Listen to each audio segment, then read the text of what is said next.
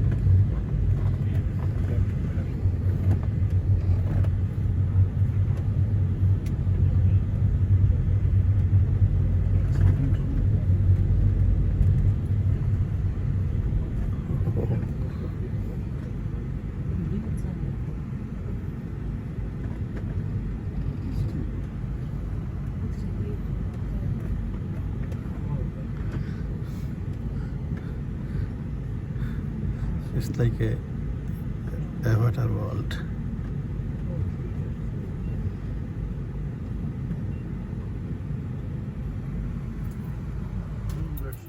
Okay.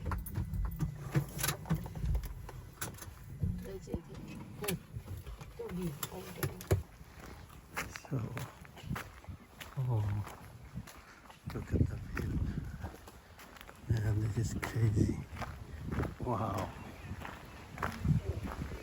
That's so amazing. Not the most amazing view. Oh, that is crazy. Seriously. No way.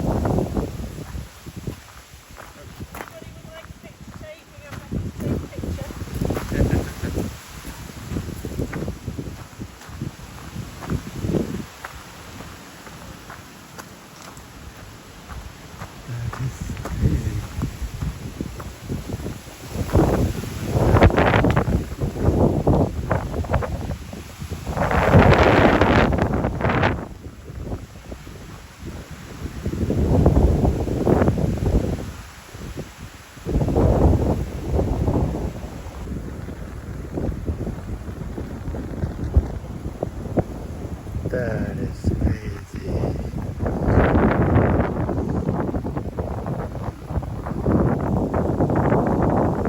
Yugoslav. Excellent view. The best view. I get it.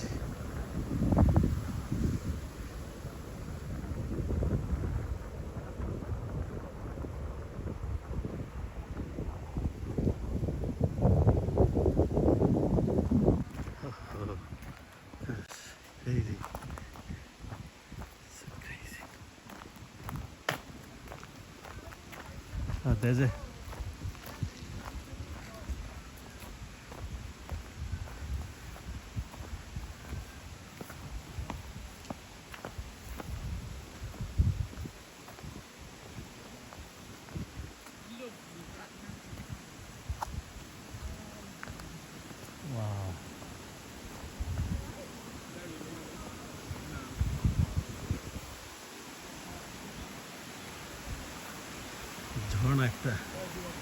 waterfall. This is waterfall. Oh.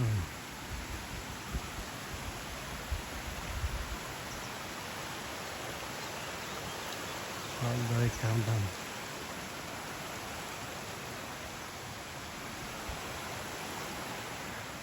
ये देखें ठीक है असाधारण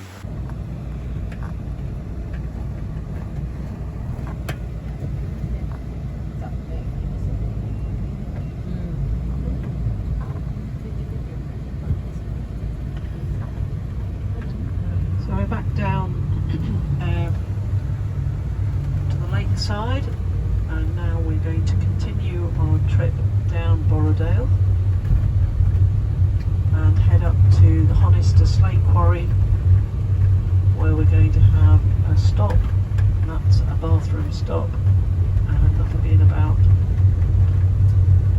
20 minutes time, 15 minutes time, not as much as that. Climber. I wonder why you brought me to the Borrowdale Hotel. But yeah, we walked and climbed together, so I was okay with it.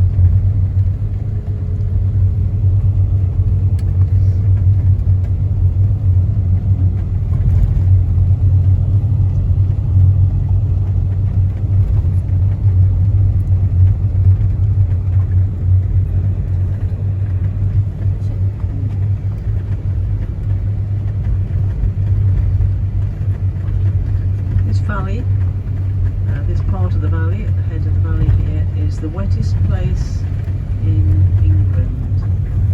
365 centimetres of rain a year, so on average a centimetre a day, and obviously there are lots of days when it doesn't rain, so there are also lots of days when it rains a lot. So often if we're coming round, we often get just a few drops as we're coming down this bit.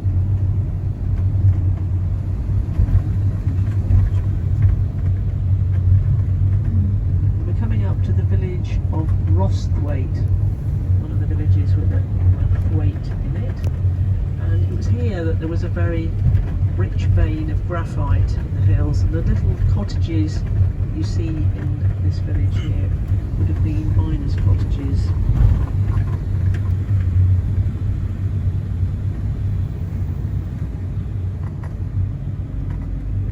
Now in the 1700s,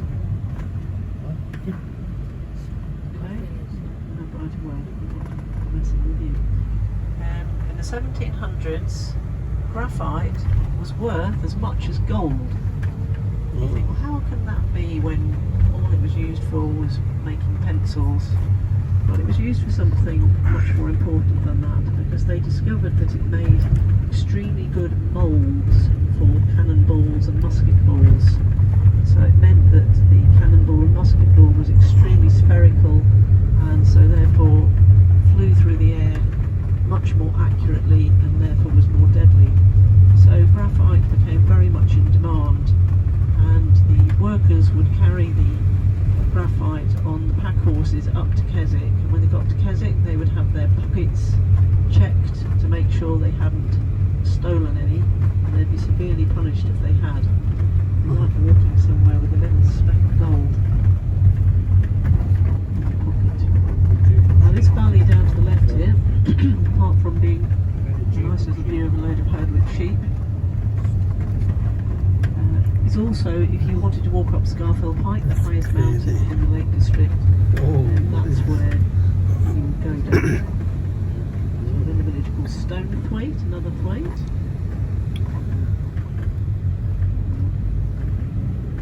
And also down that valley are some old yew trees. There are quite a lot of old yew trees in the Lake District, but there are 3 or 4 down there which are thought to be almost 1,000 years old, very, very old. And this little spot here where the campsite is, this is where the hardened walkers and climbers come to do interesting hikes and mountain walks.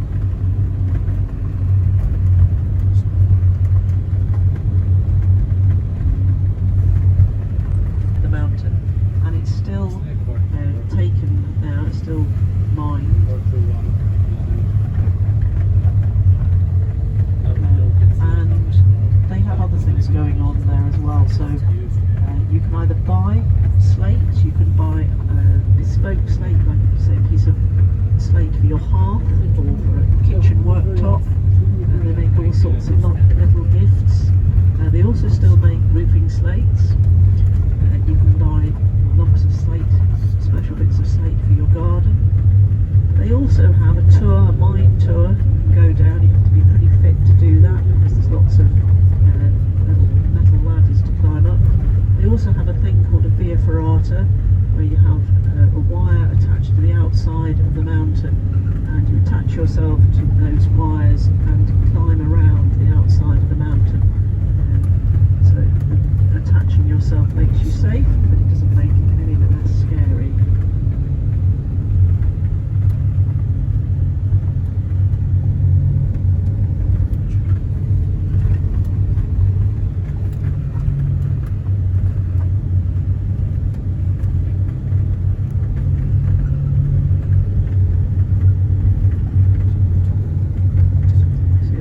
Greyness of the slate down there.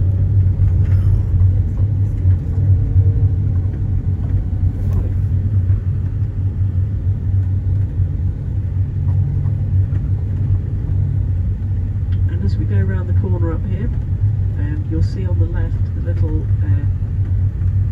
replica of Stockgill Cottage.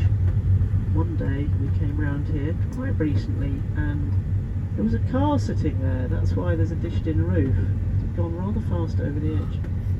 So there's little Stockgill Cottage and biker that's in slate.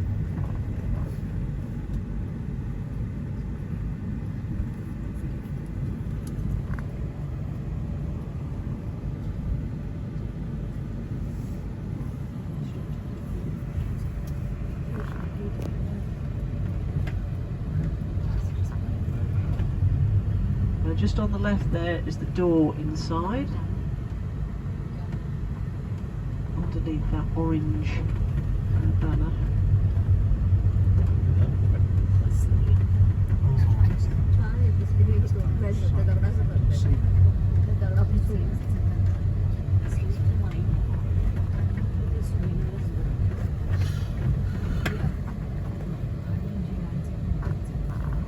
That's up there. It goes around the outside. It's quite scary. Also, you might be able to see. You can see as we go down down the hill, straight ahead and slightly up to the left. You'll see. You may be able to see this sort of big ramp high up. That is where the quarry or the actual mine inside is, and you'll see a hole up there as we go down. And you can see these tracks that come across, and the one that you may have walked across on the other side, that's where the slate would have been brought along these tracks to the quarry buildings just here. And the little train that's just here with the little thing, trolley thing on the back, that's how they used to transport. And in the early days, they let it down by hand down these ramps, and then eventually it became motorised. So it's quite a big operation. So I can do 20-minute breaks. Explore Garbo. This place is like crazy, man. If I can, so down there.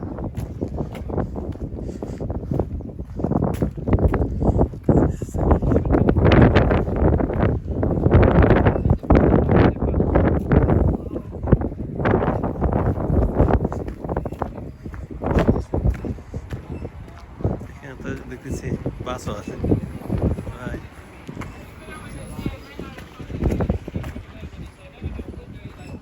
ভিতরে নিয়ে যাওয়া যায়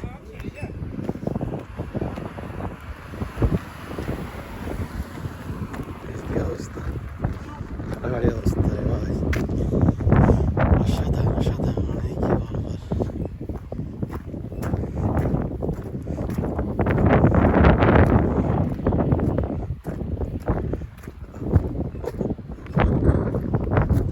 crazy. Look at that.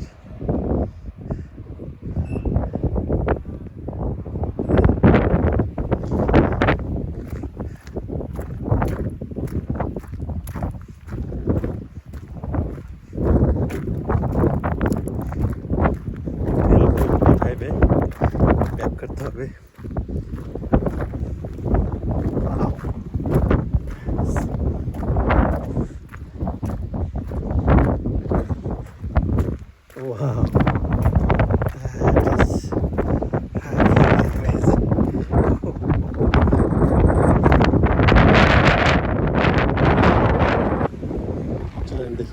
এখান থেকে ফিরে গেলে বাসার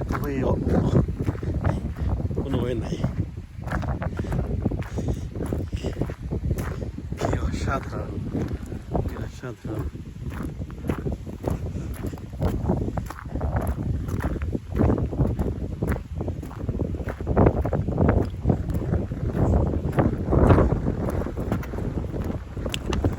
lake ট্রিপের আজকের দিনটা একদম 100% success.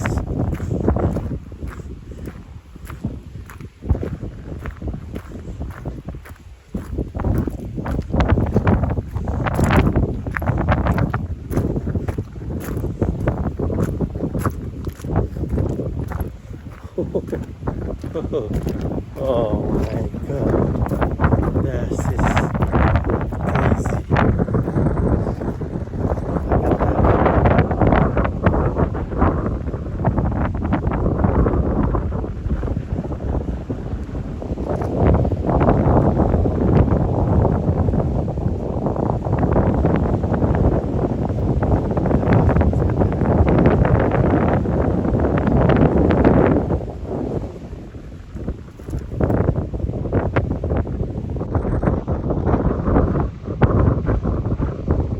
Paint, green paint. Look at that one. There's water flow coming all the way up. See that too.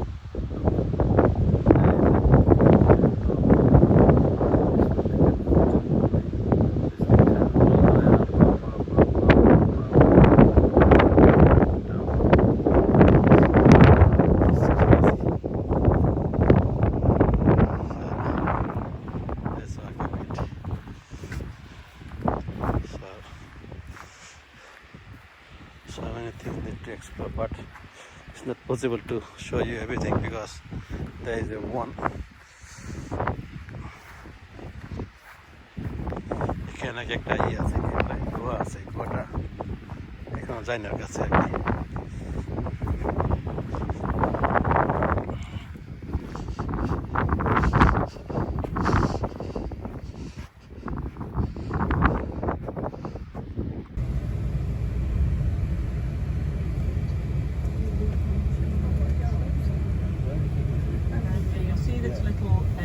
Wall up on the side here, left hand side, and above that is the track that came along that side because they mined in this mountain on the left, also mined in the one on the right as well, and you should just be able to see the ramp.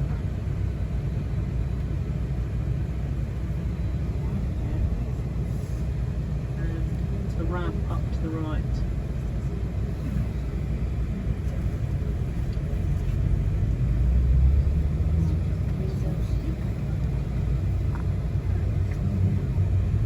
So on the left hand side, that little track you can follow all the way along the hillside.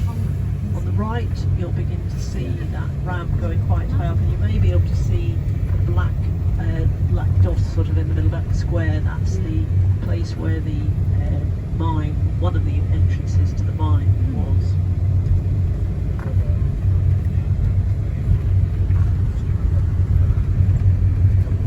Oh, these are the hard for cyclists. Normal bikes, not e-bikes. Oh, yes, they are the normal bikes. So up to the right, if you're on the right hand side of the bus, you may be able to see it on the left side, but you'll see these big piles of grey stone. That is the slate, that's the slag that they've thrown out. So only about 40-50% of the slate that they mine they can use, the rest is thrown out. They literally threw it out the window virtually, and it just stays there. It's quite stable, as there's two sort of areas of slag there. However, there's lots of other stones all over the hillside, as you can see, and they're a bit of a more brownier colour, and that's actually called scree. And those stones are probably broken off from the top of the mountain in the constant freeze-thaw action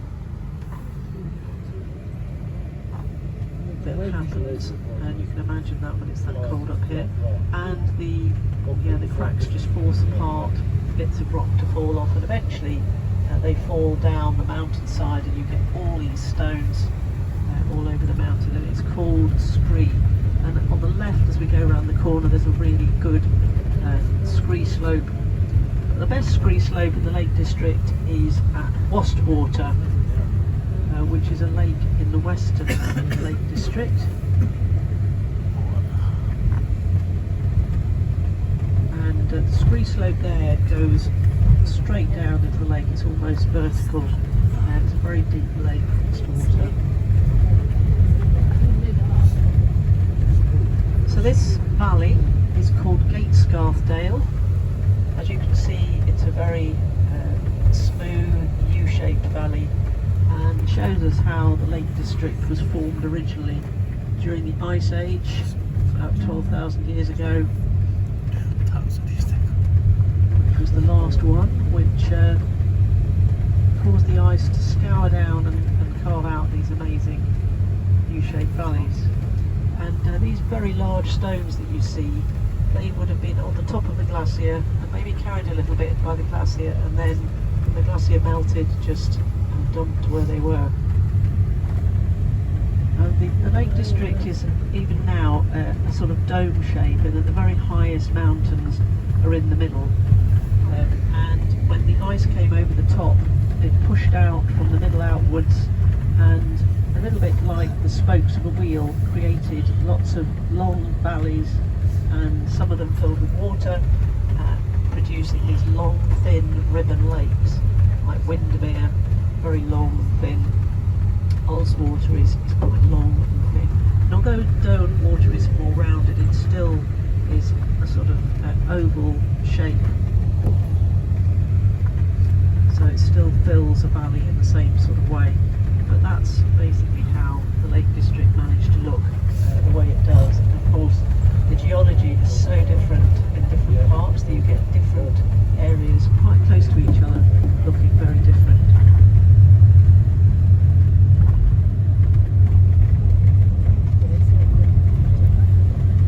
Now the next part of our journey is to head down Gatesgarthdale until we get down towards the little village of Gatescar, and then our next lake, Buttermere, and then we cut back from Buttermere back to Keswick for our lunch. That will be in about half an hour's time.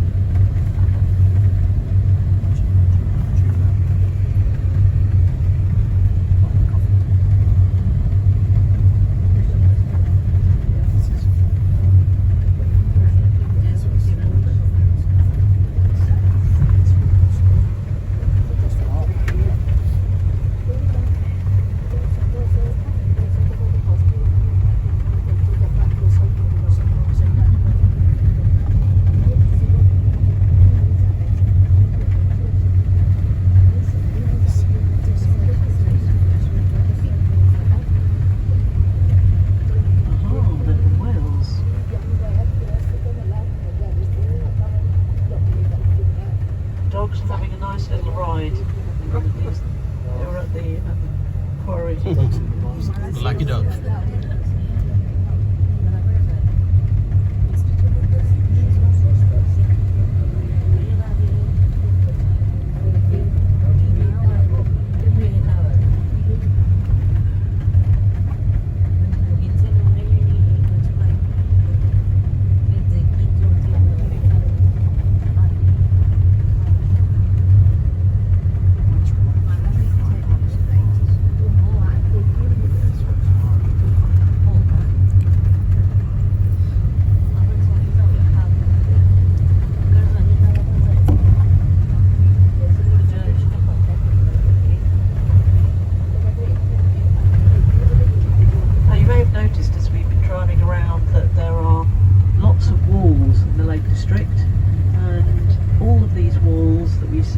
Dry stone walls. In other words, there's no cement or anything holding them together.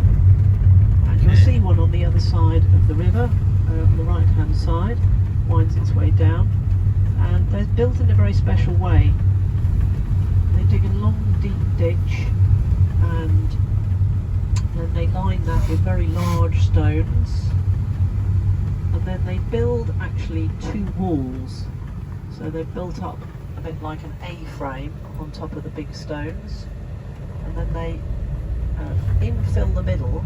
And these two walls are joined by through stones from one wall to the other, so that it holds them rigid together. And then the middle is filled up with little stones, and then on the top, in order to make the whole wall more stable, they put vertical stones on the top, and that helps to solidify everything underneath.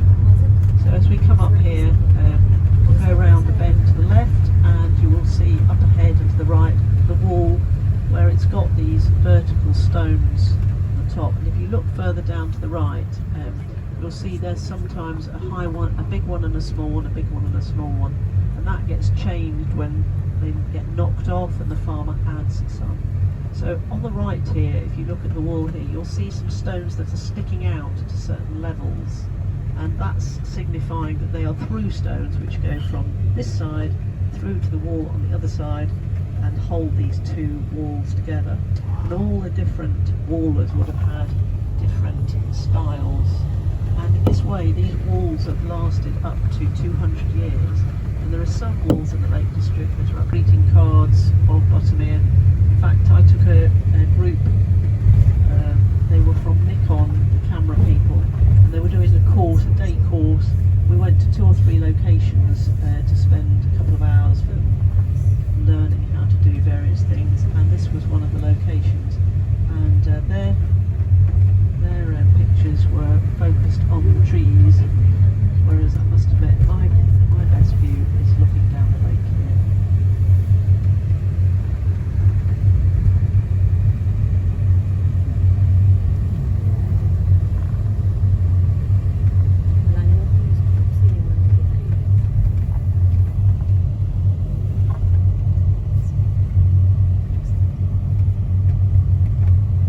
Now, it looks a bit of a funny colour in this corner here. Depends on what light it is, but when you look down you may notice that it's a bit sort of bluey green colour. That's because it's got this blue-green algae that's not very good stuff to have in a lake. Though the Environmental Agency have said that it's all okay to swim in.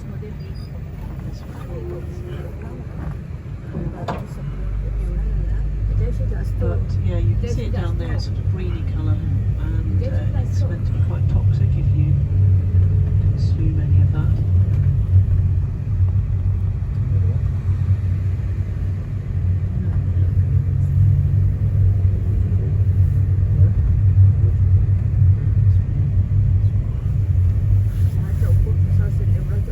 This little area down here is often used for events. There was an event here the other 2 or 3 weekends ago. It's been a gin festival, and weddings down there, all sorts.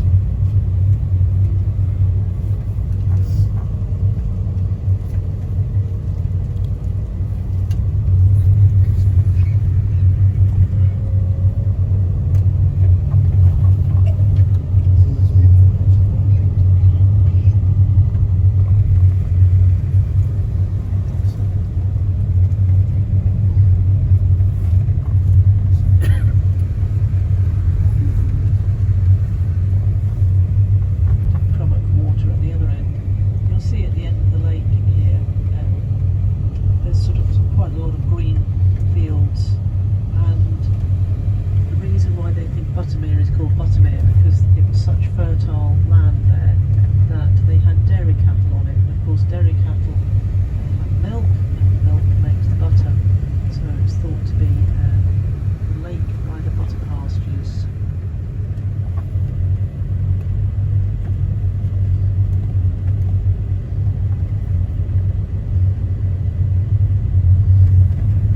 So if you look down to the left there, you can see where it finishes. Then we have to try and watch out for Crummock Water in the distance over there. You just see it. Sometimes, though certainly not this year, it doesn't quite come that far and we can't see it at all. But at the moment we've had that much rain that all the lakes are pretty high.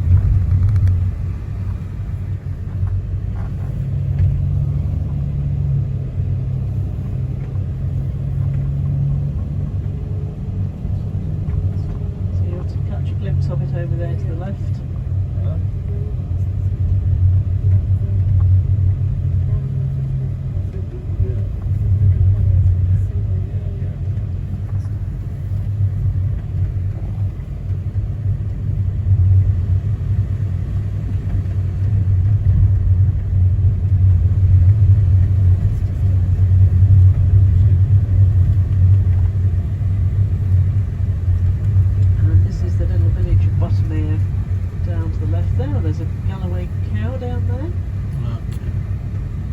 and a few herds of sheep. And little Buttermere Church up ahead. And then we turn off and turn back and make our loop back towards Keswick.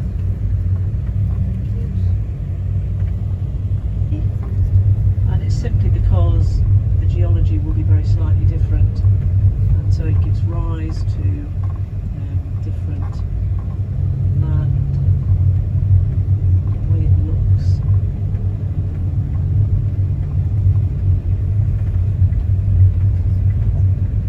And you'll see down to the left, if you dare look down to the left, some little white sticks and a few little stubby trees down there. Those little white sticks were to protect new trees. They did a load of planting a few years ago, and some of them seem to have taken and some not, because I think they're trying to plant more areas in the Lake District, or replant them with deciduous trees. Instead, the area is completely covered with bracken, this green plant. It's at the side of the road and all over the hillsides. And the old days,